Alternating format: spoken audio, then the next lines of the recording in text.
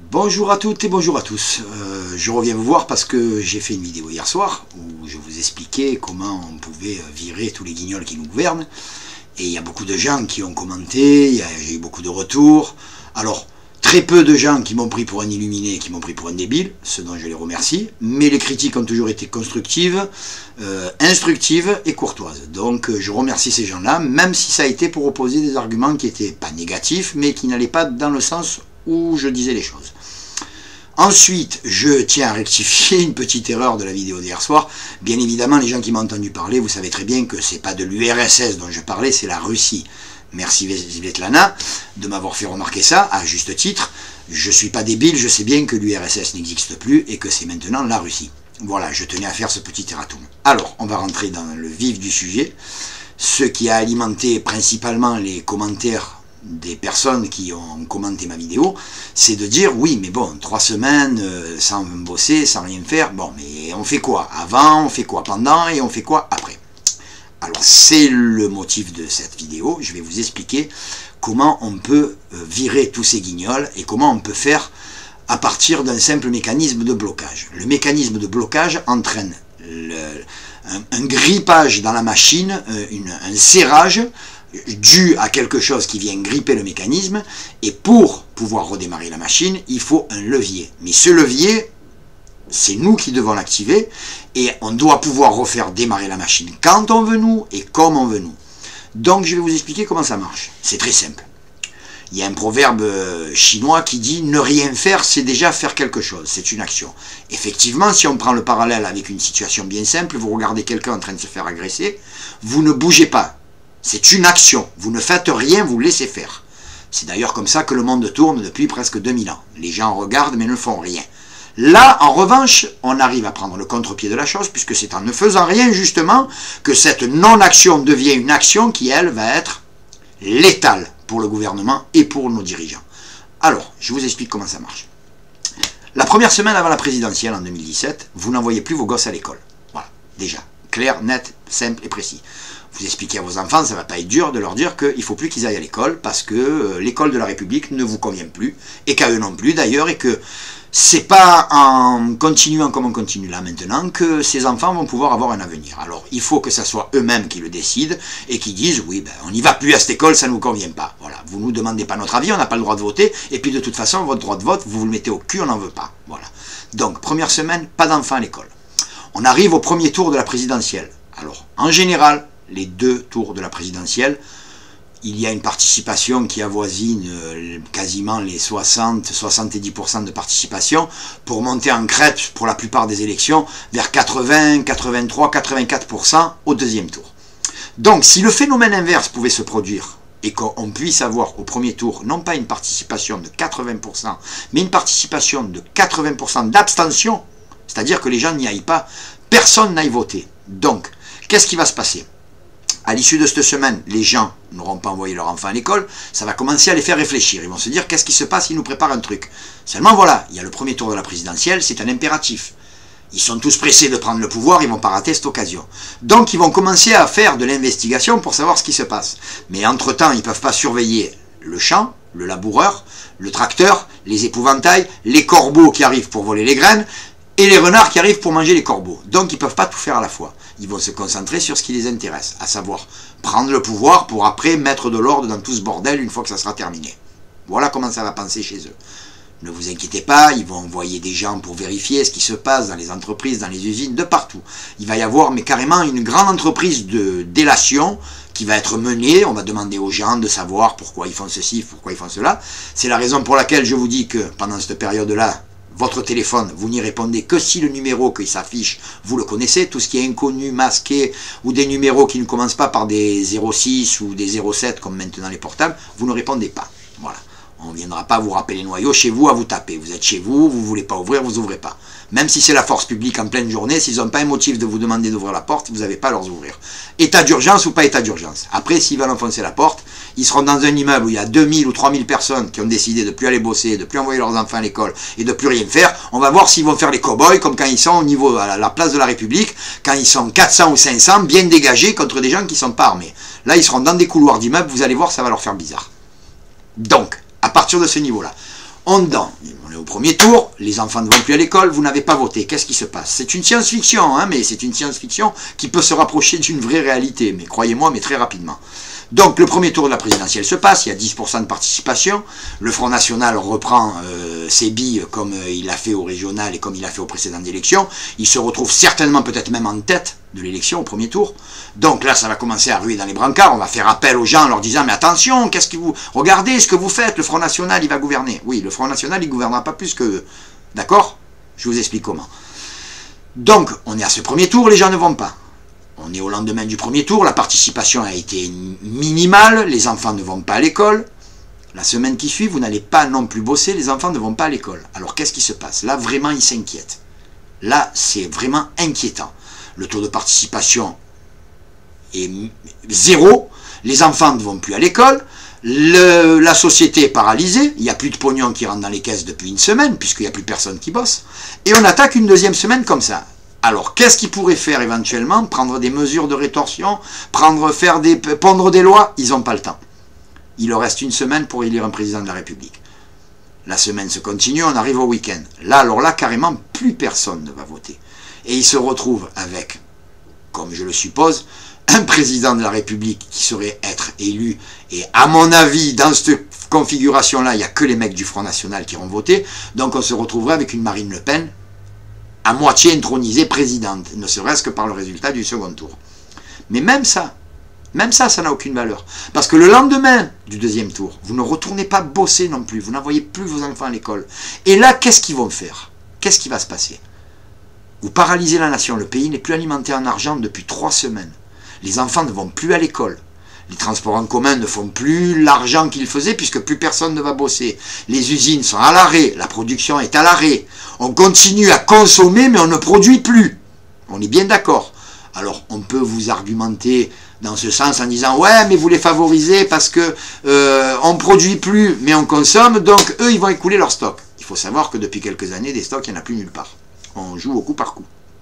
Que ça soit dans l'alimentaire, que ça soit dans l'industriel, que ça soit dans toutes les grosses industries, que ça soit dans toutes les grandes entreprises, on joue au coup par coup. Les carnets de commandes sont remplis semaine sur semaine. Il n'y a rien en prévision sur des mois à l'avance. On ne peut plus, avec l'économie qu'on a, les prévisions on ne peut pas les faire, ils nous inventent une crise toutes les 2 semaines. Et des attentats tous les 6 ou 7 mois. Enfin on va dire tous les 10 ou 11 mois, pour être plus juste. Donc, qu'est-ce qui va se passer? Le gouvernement va se demander à quel moment ils vont pouvoir reprendre la main. Mais quel gouvernement? Quel gouvernement? Au lendemain du deuxième tour, le président de la République qui a été élu n'est reconnu que par seulement 1/10 de la population française. C'est là, à ce moment-là, que intervient le levier dont je parle. On prend les enfants de 5 à 16 ans, on les encadre, les adultes, bien reconnaissables, bien pas armés, on encadre ça. Je veux dire, encadrer 10 000 enfants, c'est beaucoup plus simple que d'encadrer 10 000 adultes. Croyez-moi, pour l'avoir vu dans les écoles et dans certaines manifestations où il n'y avait que des gosses. C'est beaucoup plus facile. On pourrait croire que les enfants ne sont pas manœuvrables quand ils sont full, mais bien au contraire, ils sont beaucoup plus manœuvrables que les adultes. Et là, les casseurs qui voudront se mettre au milieu, c'est-à-dire les adultes, on les verra de suite. Au milieu des gosses de 5 ans et de 16 ans, ils ne pourront pas venir. Il y aura un service d'ordre qui sera prévu pour éclater la tête à ces enculés qui viennent mettre le bordel dans les manifs. Et à ce moment-là, on va mettre nos gosses devant les forces de l'ordre. Et on va leur dire, voilà, la démocratie c'est ça, l'avenir c'est ça, c'est nos enfants. Vous allez faire quoi? Vous allez leur tirer dessus? Vous allez les piétiner comme du chien dent? Peut-être que parmi ces enfants-là, il y a le vôtre. Votre femme, elle ne vous l'aura pas dit, monsieur le CRS ou monsieur l'agent de police. Peut-être qu'il y aura votre gosse au milieu. Vous allez prendre le risque de tirer des grenades lacrymogènes de 150 grammes qui peuvent tomber sur la tête d'un gosse, lui fracturer le crâne et le tuer. Vous allez faire quoi? Vous allez vous retourner vers les gens qui vous dirigent et vous allez dire là, les limites sont atteintes. Soit vous négociez, ou alors on va tourner les boucliers dans l'autre sens et c'est vous qui allez prendre des grenades sur la tête. Parce que là, il est hors de question que nous, on tire sur nos enfants, sur les enfants, devant le monde entier, sur les yeux du monde entier braqués sur nous. La République française, le pays des droits de l'homme, des libertés, va tirer sur des foules d'enfants pour faire valoir les droits à une dictature qu'ils sont en train de mettre en place? Non, c'est impossible. Ils ne le feront pas. À partir de ce moment-là, les seules choses qu'il va falloir faire, c'est négocier avec qui? Qui pourra être en charge de la négociation? En état d'urgence comme ça, je vous le dis, c'est les militaires. Il faut aller voir les militaires, dont certains on le sait sur les réseaux sociaux, sont complètement acquis à la cause du peuple et n'attendent qu'une révolution pour pouvoir agir. Il faut savoir que dans une armée, j'ai été militaire, les hommes ont plus de respect pour les gens qui les commandent que pour les gens qui les gouvernent. On va se faire crever la peau pour son drapeau, c'est une chose, mais on se fait crever la peau parce qu'un commandant, un capitaine ou un sergent vous dit les gars, on meurt tous ou on s'en sort tous. Et c'est pour des gens comme ça qu'on va se battre, c'est pas pour nos dirigeants. Nos dirigeants, on ne va pas se battre pour eux, parce qu'on sait très bien qu'ils nous envoient nous battre pour des intérêts financiers qui ne nous appartiennent pas, dont on ne profite pas, et qui en plus font qu'on massacre des populations sous le prétexte d'aller rétablir des démocraties qui existaient avant et qui étaient très bien, même s'il y en avait qui étaient des républiques avec l'islam au milieu, puisqu'on va parler des choses comme elles sont, hein, puisque les dernières révolutions qu'il y a eu, jusqu'à preuve du contraire, elles n'ont pas eu lieu en Finlande, ou en Yougoslavie, ou en Roumanie, elles ont eu lieu en Tunisie, elles ont eu lieu en Égypte, on a déposé Kadhafi, comme je l'ai dit hier soir, hein, grâce à nous, tout ça parce que le pauvre malheureux, il voulait créer une monnaie unique sur l'Afrique et qui aurait dit à l'euro et au dollar, allez vous faire mettre. Nous, on a notre propre monnaie.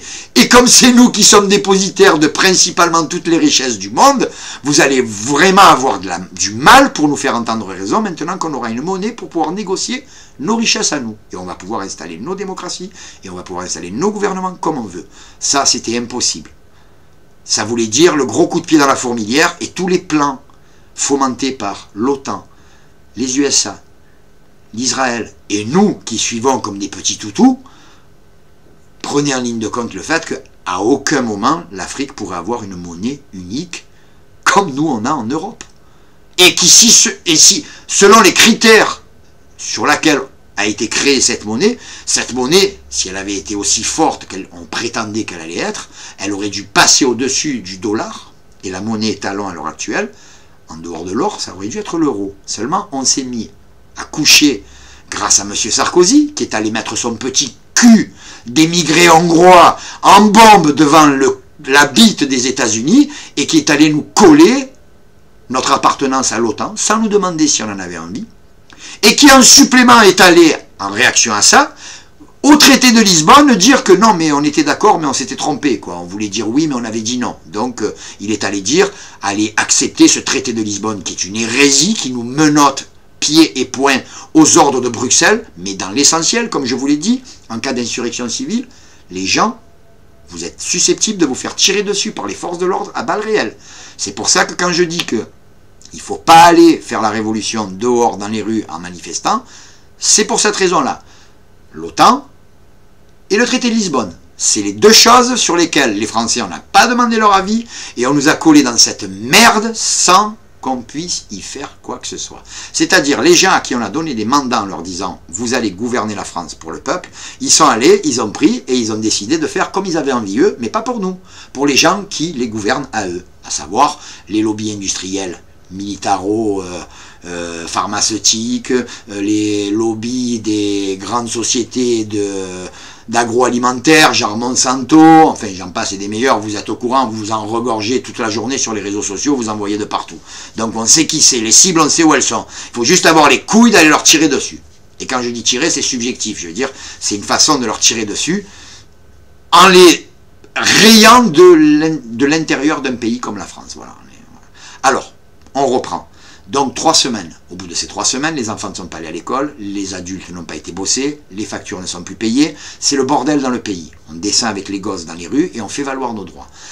Au moment où le gouvernement rengorge, on demande à l'armée de prendre le pouvoir, de créer un conseil de transition. Je crois qu'il est déjà créé avec des gens qui sont autrement plus compétents que ce que je peux l'être moi et qui disent des choses 10 fois plus intelligentes et 10 fois mieux que moi. Moi, je prends le parti d'ouvrir ma grande gueule pour secouer les gens. Après, techniquement, derrière, il y a des gens qui pensent à ma place et qui savent très bien que ce que je dis, c'est pas des conneries et que techniquement, c'est ce qu'il faut faire et c'est dans cette voie-là qu'il faut avancer. Donc, les militaires, on leur demande une chose, de boucler le pays. Première mesure, on boucle le pays. Nos frontières terrestres, nos frontières maritimes, nos frontières aériennes. Déjà pour commencer, en ce qui concerne les frontières aériennes, le premier chemtrail qui passe l'espace aérien français, il est abattu. Voilà, c'est simple, c'est clair, c'est net. On va envoyer un message clair. Le premier chemtrail, qui soit américain, qui soit ce que vous voulez, il est abattu au-dessus du territoire français. On sera en état d'urgence, mais le vrai état d'urgence, l'état d'urgence du peuple. Alors on dira aux gens, attention, si vous dépassez notre espace aérien, vous êtes cuits. On va descendre 2 ou 3 chemtrails pour le départ, ça va donner à réfléchir à ceux qui vont vouloir en envoyer d'autres. Ensuite, deuxième opération, quand le pays est bien sécurisé, on attend donc, parce que c'est pas les Américains qui vont venir nous envoyer, ils vont prendre le téléphone, ils vont appeler l'Europe, ils vont appeler la grosse Merkel, ils vont lui dire, oh, qu'est-ce qui se passe? Les Français, ils font les oeufs ou quoi? Où on va là? Ils nous ont déjà battu 2 chemtrails, qu'est-ce qui se passe? Et la grosse, elle va dire, ah, je sais pas, il se passe quelque chose que je ne comprends pas. Voilà. Eh bien, tu comprends pas? Eh bien, je t'explique ce qui se passe. Il se passe que dans l'Europe, on n'en fait plus partie. Maintenant, on est en France. On a bouclé nos frontières, on est en France. On commence par dire à Bruxelles, vos directives économiques, vos directives sociales, vous vous les prenez, vous vous les taillez en pointe et vous vous les enfoncez où vous voulez. Là où ça rentre le mieux. À partir d'aujourd'hui, on va rétablir le droit national français, on va rétablir nos lois françaises telles qu'elles étaient avant d'être modifiées par la Constitution européenne, et on va commencer par arrêter surtout de leur filer du pognon. Alors, troisième opération, en ce qui concerne le pognon, on va déjà commencer à dire à Obama que son histoire d'OTAN, étant donné que nous, c'est pas nous qui avions décidé, peuple français, d'y rentrer, c'est donc nous qui allons décider d'en sortir. Il y aura un premier référendum qui va demander au peuple français, est-ce que vous voulez que la France sorte du pacte de l'OTAN? Quand les Français auront répondu, on ira voir les Américains, on leur dira, voilà, officiellement à partir d'aujourd'hui, vous le prenez comme vous voulez, on ne fait plus partie de l'OTAN. À ce titre-là, on va rapatrier toutes nos troupes qui sont à l'extérieur. On laissera le matériel, de toute façon, je vais vous expliquer, on n'a pas les capacités de le ramener, et c'est pas pour les cantines et les 3 gamelles et les 2 cuillères qu'on a laissé là-bas que ça va nous porter préjudice. On rapatrie tous nos troupes, quel que soit le front sur lequel ils sont. Afrique, Moyen-Orient, Proche-Orient, Afghanistan, Irak, tous les Français qui ont un badge militaire avec un grade, que ce soit du dernier lampiste au premier chef, vous rentrez à la maison. L'armée française, c'est pas sur la planète qu'elle doit être, c'est en France. En ce moment, on a besoin de vous pour protéger nos frontières.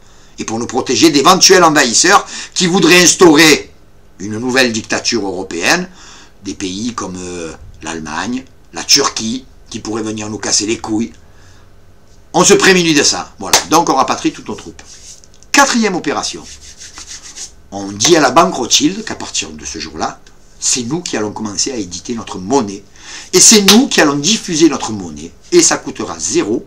Et eux, les 2200 milliards de dettes, ils vont s'asseoir dessus. On va leur dire clairement et nettement, ces sous, vous ne les verrez jamais. On ne vous les payera pas. Alors maintenant, voilà, on est bouclé, on est en autarcie. On a les canons, les avions, les tanks, tout pointé. Venez nous casser les couilles. Venez, on vous attend. Et on va arrêter de prendre et de se faire livrer de l'argent à 1,6% d'intérêt qui fait augmenter la dette de 10 à 15 milliards d'euros tous les 6 mois ou tous les 7 mois. On arrête. Et donc, par là même, on va se dire, mais les gens vont commencer à se dire, mais économiquement, comment ça va se passer? Mais économiquement, vous croyez que ça se passe comment? Avant, ça se passait comment quand on faisait notre propre argent? Jusqu'en 1973, quand cette espèce de gros con de Pompidou, il est allé décider que c'était la banque Rothschild qui devait gérer notre argent à nous et qui devait nous donner notre argent à nous, moyennant des intérêts. Non seulement, ils ont le beurre, l'argent du beurre, mais on leur a donné l'autorisation pour nous filer un coup de temps en temps, à nous la crémière. 66 millions de crémières qui se font enculer par la banque Rothschild. Eh bien, c'est terminé. La banque Rothschild, c'est elle qui va les se faire mettre maintenant. Et je peux vous garantir une chose, c'est que la France, sur le plan international, au niveau industriel, et au niveau compétences, et au niveau technologie, on est les meilleurs du monde. C'est pas du cocorico comme ça, gratuit, c'est un constat. Allez vous renseigner, allez sur le net, regardez dans les grandes sociétés pharmaceutiques, les meilleurs chimistes, les meilleurs spécialistes de l'agroalimentaire, les meilleurs spécialistes de tout ce qui est de l'agriculture, les meilleurs spécialistes de tout ce qui est les avions, l'aéronautique, l'aérospatiale, la 95% des techniciens et des ingénieurs qui travaillent à la NASA, ce sont des Français. 95% des mecs qui travaillent dans les grandes sociétés d'édition, de jeux vidéo, de graphisme, d'internet et tout ça, ce sont des Français. On est bons, les gars, on est bons. On a de la technologie, on a des mecs, on a des cerveaux, et on utilise tout ça à nos dépens. Et on fait vivre le carcan, l'enfer à ces gens qui pourraient nous sortir de cette ornière où on est depuis 50 ans, et on fait rien. Donc, on récupère notre souveraineté monétaire et on va pouvoir donner de l'argent aux endroits où ça sera nécessaire. Alors, on va récapituler, on en est à 4 mesures. Première mesure, rapatriement et fermeture des frontières des troupes. Deuxième mesure, sortie du traité de l'OTAN. Troisième mesure, dénonciation de la Constitution européenne et sortie du bloc européen tel qu'il est à l'heure actuelle. Et quatrième mesure, on dit à la Banque Rothschild d'aller se faire mettre. En prévision de ce qui pourrait arriver, cinquième mesure, d'ores et déjà par référendum, on demande aux Français « Qu'est-ce que vous voulez à propos de TAFTA ?» Tout le monde sait ce que c'est, on ne va pas répéter. Les Français vont répondre « TAFTA, on ne veut même pas en entendre parler. » Donc, au passage avec l'OTAN, la Constitution européenne et TAFTA, on se prémunit et on commence à retrouver un pays qui a une souveraineté. On est le premier pays agricole d'Europe. Le premier pays agricole d'Europe. Moi, je vous dis que dans une agriculture saine, sans pesticides, avec des produits bio, on peut avoir une autosuffisance alimentaire. On obligerait les grandes surfaces à ne plus avoir des intermédiaires entre les producteurs et eux. Et on obligerait par loi et par décret que soient privilégiés les produits français. Et tous les autres produits du monde seraient taxés de la même façon que nos produits à l'étranger coûtent un bras, et que les merdes qu'on donne à manger aux gens, là-bas, ça coûte rien. Vous allez dans certains pays du monde, vous achetez de la bouffe pour chien, ça coûte 0. Vous l'achetez un camembert français, ça coûte la peau du cul. C'est un investissement. Et quelles que soient les civilisations, hein, je veux dire, ça fait 200 ans que ça dure cette histoire. Je veux dire, tous les produits qui viennent de France sont des produits labellisés supérieurs. On achète les parfums ici, les Shinto qui viennent de l'autre bout de la planète, les Japonais aussi, pour acheter des parfums, alors que chez eux, ils produisent des fleurs qui sont 10 fois meilleures que nous. Allez savoir pourquoi. C'est parce que c'est estampillé français. Donc on a un cachet, on a du crédit. Vous voyez, on est solvable au niveau de tout ce que la France a fait depuis 200 ou 300 ans. On est un pays solvable. On a une économie qui pourrait être forte. On a une industrie qui pourrait redevenir forte si elle n'était pas à la botte des sociétés multinationales et des lobbies, où on pourrait produire nous-mêmes en fonction de ce qu'on a. Et puis surtout, je vais vous expliquer une chose. On pourrait avoir un partenaire privilégié qu'on a regardé pendant des années comme en étant le diable, alors que le diable, il était chez nous, assis dans nos bureaux et assis dans nos démocraties. Un mec comme Poutine, qui dispose de beaucoup de ressources, de matières premières, et qui serait prêt, on l'a vu, il n'y a pas longtemps, François Hollande, ne sachant plus à qui il doit donner son cul, a émis l'hypothèse d'une alliance avec l'URSS en ce qui concerne le règlement de l'histoire Daesh. Carton rouge. Obama, Netanyahou, tous les deux, oncle Bam et oncle Satan, hop, ils ont rappelé à l'ordre. De suite. Oh, où tu vas là? Qu'est-ce que tu fais? Tu changes de camp? Tu as oublié que tu as un maillot, il y a marqué l'OTAN derrière. Alors tu prends, tu te mets en défense et tu fermes ta gueule. Et le gros, il a mis le maillot OTAN et il est allé en défense et il a fermé sa gueule. Eh bien, nous, on ne fera pas ça. Nous, on ira en attaque avec l'URSS. Et on leur dira, voilà, vous voulez un partenaire privilégié pour l'Europe? Nous, on a les passerelles. Nous, on a les tremplins. Ne serait-ce que dans l'agroalimentaire, ne serait-ce que dans l'agriculture. Ce qui est vital. Parce qu'on a beau sortir du fer, de l'aluminium, de la bauxite, de ce que vous voulez, du cuivre, il faut bouffer. Et quand on sait que la France est le premier producteur agricole d'Europe, on se demande le jour où on ferme les frontières et qu'on dit, ben la bouffe, on la garde pour nous, qu'est-ce qui va se passer autour? Parce que je me demande bien où c'est qu'ils vont aller les planter. Ce que nous on plante, ce que nous on sème, et ce que nous on leur vend, et qu'on leur fournit. En sachant aussi en supplément que tout ce qui est surproduit, tout ce qu'on ne peut pas vendre, on le prend, Bruxelles nous donne de l'argent sur l'argent qu'on leur a déjà versé pour nous rembourser et pour nous permettre de brûler ce surplus. Alors qu'il y a des gens qui meurent de faim dans la rue. Il faut arrêter maintenant. Les non-sens, les folies furieuses comme ça, il faut arrêter. Donc je vous dis, c'est un mécanisme bien simple. On paralyse le pays économiquement. On fait descendre la force vive de la nation au contact de la force d'intervention et de répression. Et je vous dis, moi, je vous parie, je l'ai déjà dit sur une précédente vidéo, je vous parie mes baloches, je les pose sur la table, que s'il y a un coup de matraque ou un coup de feu donné à un enfant, je les coupe devant tout le monde. Je le jure sur ce que j'ai de plus cher, la tête de ma fille, qui est mes yeux, et qui est tout ce que j'ai au monde. Je le jure. Je me coupe les couilles devant vous, en vidéo. S'il tire une fois, ou s'il touche ne serait-ce qu'un cheveu de la tête d'un de nos enfants. Parce que je vais vous expliquer une chose. Il faut aussi réagir en se disant que il y a des choses qu'on peut faire aux adultes. Il y a plein de choses qu'on peut leur faire. On peut les humilier, on peut leur enlever leur dignité, on peut les voler, on peut les affamer, on peut les frapper, on peut les martyriser, on peut les torturer. Mais il y a une chose qu'il ne faut pas faire à un être humain, c'est toucher un cheveu de la tête de ses enfants. Et si vous touchez un cheveu de la tête d'un enfant français, c'est comme si vous aviez touché la tête et le cheveu des enfants de 66 millions de personnes. Et là, vous allez voir ce que c'est une révolution dans le sang. Vraiment. Qui s'amuse à toucher un cheveu de la tête de nos enfants. C'est pour ça que je vous dis qu'ils n'oseront pas et qu'ils n'ont pas les couilles de le faire. Tant que ça concerne les adultes, on peut vous prendre, on peut vous massacrer, vous torturer, vous faire ce qu'on veut. Mais les enfants, ils n'oseront jamais. Quand vous vous retrouvez face à un enfant de 5 ans et que vous êtes harnaché des pieds à la tête avec des grenades et des matraques, on peut vous avoir lavé la tête dans toutes les écoles de police qui existent dans le monde, vous ne frapperez jamais un enfant. Jamais. Vous allez reculer, vous allez le laisser faire, peut-être le prendre, le pousser gentiment avec la main, mais vous le poussez dans un coin, il va revenir se mettre devant vous, parce que les enfants leur auraient expliqué. Les bras croisés, avec une pancarte au-dessus du tout. J'ai 5 ans. J'ai 6 ans, j'ai 7 ans, j'ai 8 ans, j'ai 9 ans, j'ai 10 ans, j'ai 11 ans, j'ai 12 ans. Bien, pour que ça soit bien imprimé dans la tête des enculés qui y a en face. Tu vas taper sur la tête d'un enfant qui a 5 ans. Il te le dit, regarde-le. C'est marqué. Dans leur subjectivité d'esprit, ils peuvent faire abstraction de ça. Mais les images, on leur apprend à reconnaître les images. On leur apprend à reconnaître les trous du cul qui sont dans les manifestations et qui appartiennent aux forces de police. Donc, ce chiffre, avec l'âge des enfants pendus autour du cou, c'est quelque chose qui va les arrêter. Ça va faire tilt dans leur cerveau. À partir de là, une fois que les enfants auront poussé les forces de l'ordre, on enverra un conseil de transition à les négocier à l'Élysée, toujours en compagnie des enfants, et ce conseil de transition sortira protégé par les enfants. Je vous dis, c'est les enfants la clé de tout ça, le levier de déblocage de la société et qui va faire qu'on va repartir dans une nouvelle voie, c'est nos enfants qui vont nous le donner. Nous n'y arriverons jamais, ils ne nous laisseront pas faire.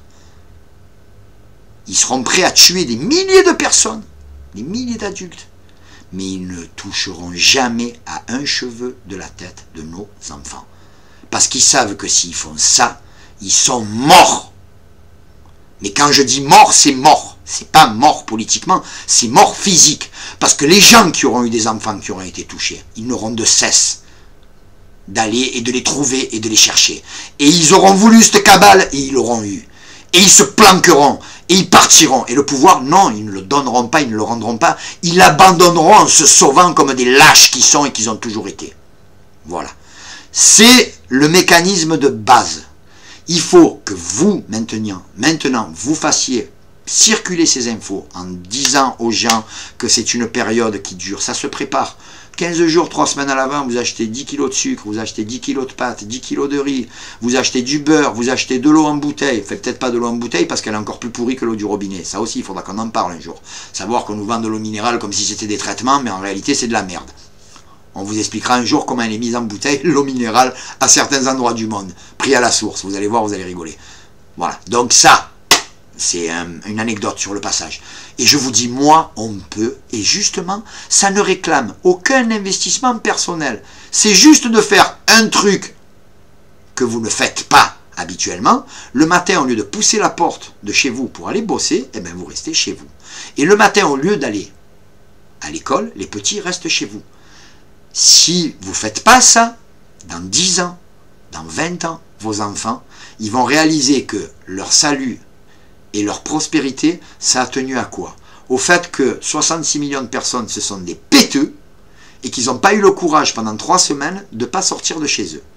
Ça, c'est la honte ultime. Alors, si vous n'avez pas honte de ça, et que vous pouvez vivre en sachant ça, que vous pourriez changer votre destin en ne bougeant pas simplement 3 semaines de chez vous et en votant au référendum pour lesquels on vous demanderait de voter, à savoir ce dont j'ai fait l'énumération, et rien d'autre. En ce qui concerne les personnes qui auraient été déposées, ils auraient une immunité totale. On ne les toucherait pas. On ne les martyriserait pas, on ne les interrogerait pas. Ils auraient le droit de se mettre où ils veulent, de partir où ils veulent. Ensuite, une fois que tout aurait été réglé, qu'on aura eu un gouvernement de transition, qu'on aura demandé au peuple comment il veut mener sa politique, comment il veut mener son pays, on ira les chercher les uns après les autres et on les collera sur un siège, et on va leur dire maintenant vous allez nous expliquer pourquoi vous êtes riche, comment vous avez fait pour payer votre maison, comment vous avez fait pour payer ceci, comment ça se fait qu'avant de commencer la politique vous étiez dans cet état-là et que maintenant vous êtes dans cet état-là. Et on va tout éplucher. Il y aura des gens qui n'auront que ça à faire. Et au fur et à mesure qu'on trouvera des irrégularités, eh ben on leur confisquera. Et moi je vous dis que toute la classe politique française qui a gouverné ce pays depuis 50 ans, ils finissent à poil au coin d'une rue avec un chapeau à tendre la main. Voilà. Alors, je vous le répète, il n'y a pas besoin de sortir dans la rue, de s'arnacher, de se prendre des boucliers, des casques, des matraques, des bâtons, se mettre des foulards. Non, vous restez à la maison. Vous restez à la maison et vous ne bougez plus. Et vous allez voir que dans ce cas-là, le fameux proverbe chinois qui dit que l'inaction est une action forte, je vous ai pris l'exemple de quelqu'un qui est en train de se faire assassiner, que vous regardez, que vous ne bougez pas, c'est une action qui est forte. Eh bien, elle peut être la même en sens inverse. C'est-à-dire quelqu'un qui est en train de mourir et que, par un besoin vital, il a besoin que vous bougiez. Si vous ne bougez pas, il meurt. C'est en ça que l'inaction est une action et qu'elle permettra de soulever et de débloquer ce système et de virer tous ces enfoirés. Et je vous l'ai dit, c'est encore un seul aspect technique. Il y a encore plein de trucs à faire parce qu'il faudrait mettre des lois en place de suite. La gratuité de la sécurité sociale. Aller réclamer à la régie des tabacs, régie des alcools, aux impôts, à tout le fonctionnement d'État, les arriérés qui doivent à la sécurité sociale et qui font que la Sécu est de 9 milliards dans le rouge. Alors qu'en fait, rien que par année, les organismes d'État doivent plus de 10 milliards d'euros à la sécurité sociale. Si ces enculés payaient, et qu'on les faisait payer, la sécurité sociale serait excédentaire au bout de 2 ans de 10 milliards d'euros. Et on pourrait soigner les gens gratuitement, faire avancer la recherche, arrêter de soigner les gens et de faire des recherches pour des nouvelles thérapies, les thérapies par l'hypnose, par les herbes, par certaines plantes, que maintenant on sait que ça soigne. On sait maintenant que le cannabis soigne les cancers au même titre que la chimio, au même titre que les rayons, et que c'est 10 fois moins nocif, et que c'est 10 fois moins dangereux. Seulement le problème c'est que la chimio, les rayons, ça fait gaver les laboratoires pharmaceutiques, et le chanvre, jusqu'à preuve du contraire, il y a 400 ou 500 ans en arrière, la France était le premier producteur de chanvre. Il en poussait comme du chien dent, de partout. Et du jour au lendemain, on a arrêté. Alors que cette herbe, que tout le monde nous présente comme une herbe diabolique, hein, ah, ne fumez pas du cannabis, prenez du Prozac, prenez de la Vicodine, prenez du Xanax, prenez du Tranxène, prenez du Temesta, oui, ça c'est bien, ça, c'est normal, c'est légal, et puis de toute façon, c'est vendu par les labos qui se gavent sur votre dos. Le cannabis, c'est vendu par qui? Par les petits arabes qui en ont les cités. C'est une économie terrestre, ça coûte 3,5 milliards. Là aussi, on arrête. Allez, le cannabis thérapeutique, le cannabis festif. Ceux qui veulent fumer, ils fument. Arrêtez de nous casser les couilles avec vos leçons de morale, de ceci, de cela. Il y a des civilisations en arrière, les gens ils faisaient n'importe quoi, et c'est des civilisations qui ont tenu plus longtemps que la nôtre, et que les gens se portaient mieux. Et il y avait des esclaves, il y avait tout ce qu'il y a comme aujourd'hui, à la différence que les interdits d'aujourd'hui n'existaient pas, et tout le monde s'en portait aussi bien. Personne ne disait que de fait de fumer du cannabis, ça allait rendre une société de feignants ou de oisifs.